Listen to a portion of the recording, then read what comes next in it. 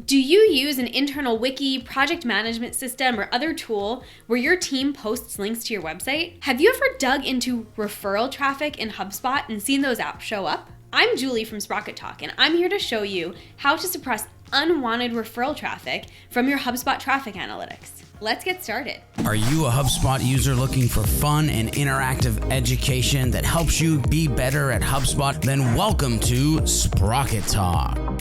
From the HubSpot dashboard, I'm going to click on the gear icon in the top right to get to my portal settings. From there, on the left-hand side, I'll visit Reports and then Tracking Code.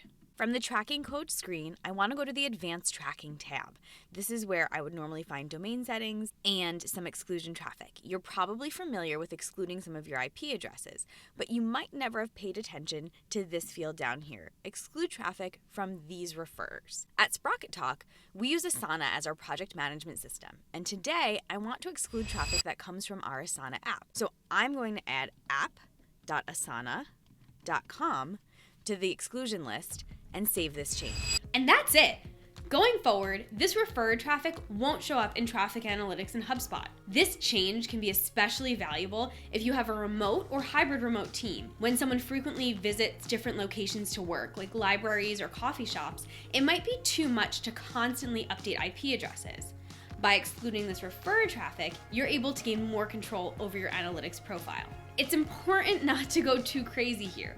For example, I added the URL app.asana.com, the platform's subdomain. If Sprocket Talk got a real backlink from an Asana blog, we'd want to know about that traffic. That's why I haven't used the Asana domain asana.com more generally.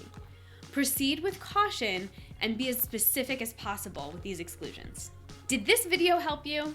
If so, do us a favor and like this video.